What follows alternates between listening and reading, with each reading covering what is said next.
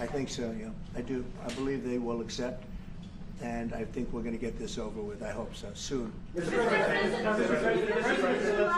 Continue to lack support from NATO allies in your goal of obtaining Greenland. How will you proceed if you don't get that support? Well, Greenland's going to be interesting, but that's for another day. I think we need that for international peace. What are you expecting of your and if allies? you don't have that, I think it's a big threat to our world. So I think Greenland's very important for international peace. Yeah, please go ahead. Mr. President, this morning in a Truth Social post, you used the words Vladimir, stop. That seemed like a slightly different message, a personal message. What is your level of frustration with President Putin at this point? I wasn't happy with it, and we're in the midst of talking peace, and missiles were fired, and I was not happy with it. That's what I meant, and that's, you know, what it is. I assume that's what you mean. Sorry, yeah. If the bombs keep falling, will you consider additional sanctions toward Russia, or what will you do if President Putin... I'd rather answer that question in a week. I want to see if we can have a deal. No reason to answer it now, but I won't be happy. Let me put it that way. Things will happen. Mr. President, why are you not putting more pressure on Russia? I know a lot of Europeans... Putting a lot of pressure. You don't know what pressure I'm putting on Russia. They're dealing. You have no idea what pressure I'm putting on Russia. We're putting a lot of pressure. Can you maybe tell us that? We're putting a lot of pressure on Russia, and Russia knows that, and some people that are close to it know, or he wouldn't be talking right now. The Prime Minister understands that better than anybody. He wouldn't be talking right now. He's talking, and we're putting a lot of pressure. I think he wants to make a deal. We're going to find out very soon, but it takes two to tango, and you have to have Ukraine want to make a deal too, and they're being hit very hard, and I do believe they want to make a deal. Mr. President, Mr. Prime Minister, if I may. You said that the Ukraine have to give some territory to win peace, among them Crimea. Do you stand by that? And I know that the former NATO General Secretary today has told you that he does not agree, and he believes in territorial integrity of the Ukraine. How will you deal with that with your allies? And do you stand by that Ukraine have to give? Former Secretary General happens to be right here, you know, so they can't put words in his mouth. He's been a great general, frankly. It was because that's what you are. Really, you're a general. But he's been a great Secretary General. We had a tremendous relationship, very successful, and I think he could speak for himself. He's right here. But do you still agree that Ukraine have to give some territory away to win peace? Well, it depends what territory. They've been fighting. They've lost a lot of territory. And we'll do the best we can. Working with Ukraine, we'll do the best we can. But they lost a lot of territory. When you say Crimea, that was handed over during a president named Barack Hussein Obama. That had nothing to do with me, Crimea. That was 11 years ago with Obama. And they made a decision. There wasn't a bullet fired. There was no fighting. There was no anything. They just handed it over. Now they say, well, can you get it back? I think that's going to be a very difficult thing to do. That was given by Barack Obama when he was president, not by Donald Trump. Thank you, Mr. President. you had a long You have meeting, a peace Mr. President? proposal that you put on the table. It's a 30-day ceasefire proposal. Your national security team presented it to both Ukraine and Russia. 2 months ago, Ukraine agreed to that ceasefire proposal immediately. Russia has not. And my question is Russia the obstacle to peace based upon that, just getting to that 30-day ceasefire? I don't think so. I think that they both want peace right now. They're ready to do something. We'll see what happens. Complicated, very complicated. But I think they are both very much looking to make a deal. Marco, what would you say? Well, first of all, what was put before our partners was options to discuss about things that it would take to end a war. This war is endable. Both sides just have to agree to it. We've shown them a pathway forward. We've discussed those ideas. There was a good meeting yesterday. There'll be good meetings over the weekend. We've shown them the finish line. We need both of them to say yes. But what happened last night with those missile strikes should remind everybody of why this war needs to end. It's horrible those missiles landed. What's even worse is there are today people that were alive yesterday that are not alive today because this war continues, and the president wants to stop it. And everyone should be thanking the president for being a peacemaker and trying to save lives. That's what we're trying to do here. It's not our war. We didn't start it, as you know. But we're trying to end the dying. We're trying to end the destruction. And We've shown the path forward. We can see the finish line, but both of them have to get there. We're going to do everything we can to help them get there, but they have to ultimately say yes. Both And of we them. are using a lot of pressure on both. You know, if you think we're just in there because we're nice people, and we are nice people, but we're using a lot of pressure on both. What We've had a long meeting with concessions, the Mr. President, and to your national security team, what concessions has Russia offered up thus far to get to the point where you're closer to peace? Stopping the war, stopping taking the whole country. Pretty big concession. Mr. President, if you are going to take down the tariffs, what do you want Norway to buy more of from the U.S.? To buy more? Well, you don't need snow. You don't need skis. You don't need ski champions either, right? You have a lot of them. We just want to keep the relationship the way it is. We've had a great relationship. I think now maybe closer than ever, but we've had a great relationship with Norway. I think just keep it the way it is, kid. You can't do better. Really? Not even by, say, Well, if they want to give us some additional concessions, that's okay. You can't do much better. Yes, yes. Mr. President, you've had a long meeting with Norway today. You said that Norway is doing a lot of things right, but on the Ukraine, if I can ask both you and the Prime Minister, did you find common ground today on Ukraine and the peace plan? Totally. It's totally common ground. The Prime Minister can speak about it, but I can just say he wants to see people stop dying more than anything else, and he'd like to see it end. He's going to help us end it. Mr. President, can I say that to move towards an end of this war, U.S. engagement is critical, and President Trump made that possible. That is clear, that is obvious, it's really happening. Now the important thing is that both parties have to know that they have to deliver, and they have to feel the pressure to deliver. Ukraine is under attack. They are defending themselves. Lives are being lost. And we believe very firmly that there needs to be a ceasefire, the initiative taken by the US some time ago. It needs to be respected. And then to move on to something which both parties can own. That is the complicated part in such a dramatic war. And here I believe Europeans and Americans working together, as we do much closer now. I salute the team of President Trump of being, open in that process. We had a good discussion on this today, and then we have to move on, and we cannot lose time because this is too much drama happening. One thing is people losing their lives, but it is a bad thing for Europe, and it's a bad thing for the world to having such a broad conflict going on. It can have ramifications far beyond Ukraine. Mr. President, my follow-up question. Mr. President, I forgot my question. I wanted to ask about. It's all right. That happens to the It happens sometimes, yeah. No, Mr. President, I wanted to ask about the. Well, actually, Zelensky has said that he wants more Patriot missiles. So far, has been no response from the United States. If you, and the United States, decides to pull out of negotiating for peace, trying to broker peace, does that also mean a no on Patriot missiles, a no on sharing intelligence with Ukraine? Let's see what happens. I think we're going to make a deal.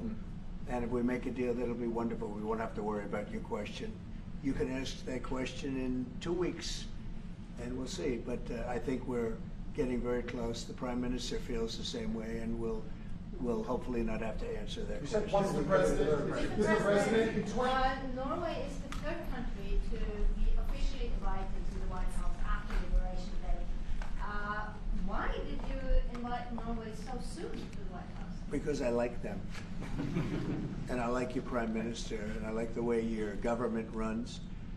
And I respect the King. He's highly respected in Norway. It's a great thing, not an easy thing to do. He's done a great job. Yeah. Would you like an invitation to visit the King?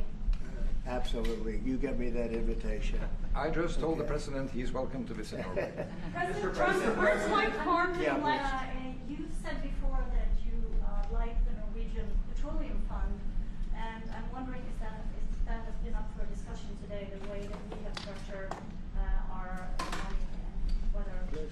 Well, this fund was created in the late 1990s to save for future generations the income from oil and gas. Norwegians should continue to work as hard dedicated, innovate, and move forward, despite having these incomes, which we happen to be in a period of our history where we can harvest, and we have transferred that into investments, half of them, by the way, here in the United States. So I think this is a model which we have been able to explore. If we can share experiences, and we do with our colleagues in the US, you never copy this one-to-one, but there can be techniques and way of working that we have used in organizing our fund. Jens Stoltenberg was the finance minister when the first dollar entered that fund, so he is a safe hand to have as a finance minister today. What do you say? No, and as you said, Mr. Prime Minister, we are ready to sit down with the US to also work with them on if they want to establish a sovereign wealth fund, because we have a good experience with our fund. And I think that one example of how we work together with the United States is that half of the fund, close to $1 trillion US, are invested in the United States, mainly in equity, but also some in fixed income, including government bonds. So this is an expression of trust in the United States, expressed by the strong investment of the sovereign wealth fund. Then just briefly on Ukraine, since it was mentioned, we had a very good and extensive discussion about Ukraine, the path forward to peace. And as the Prime Minister said, we commend the US for pushing forward to try to find a negotiated solution. At the same time, we need to continue to support Ukraine, and therefore I'm proud that Norway has actually tripled the military support to Ukraine. And this year we will allocate close to $8 billion US to Ukraine. That will strengthen them and also their hand on the negotiating table. If I may add to that, if there's a peace, and there will be a peace, we have a common responsibility in securing democratic Ukraine for the future. And the best security guarantee they can have is the ability to defend themselves. And we are investing in that. Mr. Prime Minister, if I may. As it relates to tariffs, Mr. President, when you unveiled your reciprocal tariffs on April the 2nd, the tariff rate for Norway was 15%. Based upon your conversations that you've had today with the Prime Minister, do you see that tariff rate coming down from what you proposed just a few weeks ago? Well, they have a great fund of $2 trillion. It's a big fund, and they don't have any debt. So I think they'd probably be willing to pay us more than that, I hope. Are the two nations in agreement of which Mr. President, Yes. in 2018, your former Secretary of State Mike Pompeo called for an end to Russian occupation of Crimea. Why has this administration changed its stance on territorial concessions for Crimea? Well, the war started. It would have never started if I were president. This is a war that is horrible. All wars are horrible. This one is in particular bad. And I don't know that you can ever say there's going to be a winner to this, because so many lives have been lost. Not only soldiers, I mean, a lot of lives have been lost. I think that we want to do one very simple thing. It would have never happened if I were president. Zero chance it was going to, and it didn't. People say, how do you know that? Number one, it didn't happen. We never even discussed it. I would talk to Putin about it. It was the apple of his eye. Ukraine was the apple of Putin's eye, but there was never even a thought that he'd go in. And I think he understood that I would not be happy if he did. And it was only when I got out, and when you mention what happened to Ukraine years ago under President Obama and a vice president that was also president later, unfortunately for this country, what happened is large chunks of land were given up, and it was called Crimea, and that was a big thing. That was a big moment. But this isn't my war. This is Biden's war. This is a war that Biden was president when this war happened. But I'm trying to put out the fire, and I think we'll be successful. And if we do, we're going to save a lot of lives. Otherwise, and the Prime Minister had a statement. He said, "This is just a point in time. We're very lucky because this is a point. And if this doesn't happen, this could go on for a long time." Mr. President, will you have meetings with other world leaders when you're in Rome, sir? Future Democrat president? I don't think he will. I think he wants to make peace. I think he wants to end it, and I feel pretty confident of that. But we're gonna know pretty soon. Mr. President, will you have meetings with other world leaders when you're in Rome? Yes, I will. Which leaders do you want to meet, sir? Well, I'd like to meet them all. That would be nice. I'd like to take care of all of them, but we have many of them there, and they all want to meet. They want to meet about trade. And we are making some great inroads and great deals. You might want to speak about that, Mr. Secretary. We had a very successful bilateral meeting with the Republic of South Korea today. We may be moving faster than I thought, and we will be talking technical terms as early as next week as we reach an agreement on understanding as soon as next week. So South Koreans came early, they came with their A game, and we will see if they follow through on that. President Trump, you're rounding up your first 100 days. Do you think you deserve the Nobel Peace Prize if you manage to create Do I deserve the Nobel Peace? If you manage to create peace? Well, maybe for the Abraham Accords. I don't want to get ahead of myself in this one, but they say for the Abraham Accords, and by the way, speaking of that, we're going to be filling it up. A lot of countries want to come into the Abraham Accords. You know, we have 4, and Biden did nothing on that one too. It's the same 4. But they're great countries, and they were brave doing it, and it's worked out very well. And we're going to be filling up the Abraham Accords. They're going to be, I think, filling it up very rapidly. Mr. President, could you say something about that? There's great, enormous opportunity to grow the Abraham Accords, but I would just point to one thing. Of all the leaders in the world today, no leader is working harder to prevent wars or end them than President Trump is right now. I mean, that's why we're talking to Iran. That's why we're engaged with Ukraine and Russia. It's the desire to prevent these wars from breaking out and to end the ones that exist already. And again, I just think it's tremendous for our country to be led by a president who desires to bring peace and establish peace and protect peace. So it's hard work. Mr. President, Marco just mentioned something that maybe we should talk about for just a second, if we could, Mr. Prime Minister. And you're involved in it too, because you've been involved in the world and peace. But I think we're doing very well with respect to Iran, and we're having very serious meetings. And there are only 2 options, and the one option is not a good option. It's not a good option at all. And I think we're doing very well on an agreement with Iran, but that one, we're doing a lot of things, I will say, but that one is well on its way. We could have a very, very good decision, and a lot of lives will be saved. Mr. President, on the economy, there was a slowdown. Mr. President, on the economy, there was a slowdown as it relates to home sales in the month of March, the slowest pace since 2009. Is that an economic indicator, and perhaps the Treasury Secretary can weigh in on this as well, is that an economic indicator that concerns you about the broader U.S. economy? No, they had very good numbers on housing today, extremely good numbers, and that's despite interest rates, because, you know, if you look at what happened, everyone said, oh, I said I was going to get prices down. I did. Energy just hit $1.98 in a couple of states. It's way down. Energy's down, and we're about $64 a barrel. When I came in, and we were looking at $89, $90, $95. And by the way, that helps us solve the war too. Having those energy prices is a big incentive for Russia to also agree with solving the war problem. Groceries are down. When I was with you 2 months ago, you were complaining about eggs. I said, I just got here. I was here for about a week when the press started saying about eggs have gone through the roof. I said, I just got here. Tell me about eggs. And they have been. They went through the roof, and you couldn't get them.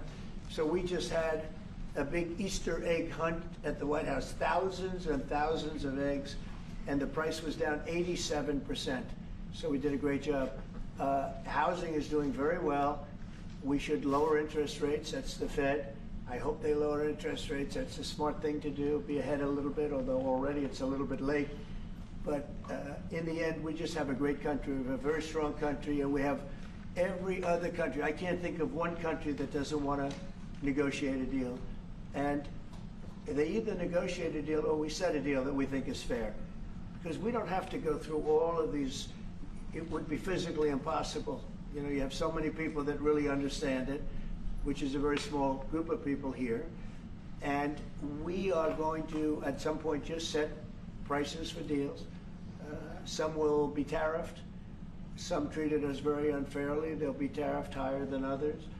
But we've been ripped off for many, many years. The United States has been ripped off like no country probably in the history of the world has been ripped off for 45, 50 years. And countries have gone rich by doing that with the United States. We've taken care of their militaries, and military is another subject we talk about. We're not going to make that subject to any of the deals, but you know the same countries that I do, where we virtually take care of their military, and then don't get treated fairly on trade. So the people, and I don't blame those countries, I blame the people that sat at that beautiful desk right behind you, because those people didn't do the job for this country, and they let us lose $4 billion a day on trade. We were losing $4 or $5 billion a day on trade when I got here, and now we're going to be much better than breaking even, and we're going to be making $4 or $5 billion a day on trade. So, but I don't blame any country, not the worst of them. And we were abused by countries. I blame the President of the United States that happened to be sitting when these deals were made. Disgraceful. When I was here, we had a great 4 years. We had the most successful economy in the history of our country, my first term. And we were very tough on trade. And with China, as you know, they paid hundreds of billions of dollars in tariffs. But nobody else ever did that. China paid not 10 cents to any other president. And but not only China, virtually every country got away with murder. And we just can't let that happen. Thank you very much, everybody. Thank you very much. Appreciate it. Thank you very much. Thank you, thanks, everybody. Head out. Please start moving. Thank you. Thanks, everybody. Thank you, press. Head out. Let's go. Thank you. Thank you. Keep going. Keep moving. Thank you. Thank you, press. One little mistake. One mistake. Peter, out. Thank you. Sorry. I just put Thank you. Thank you. Thank you. Thank you. No more photos. Thanks. Everybody. Keep moving. We're done. Sir, we're done. There you go. Thank you, press.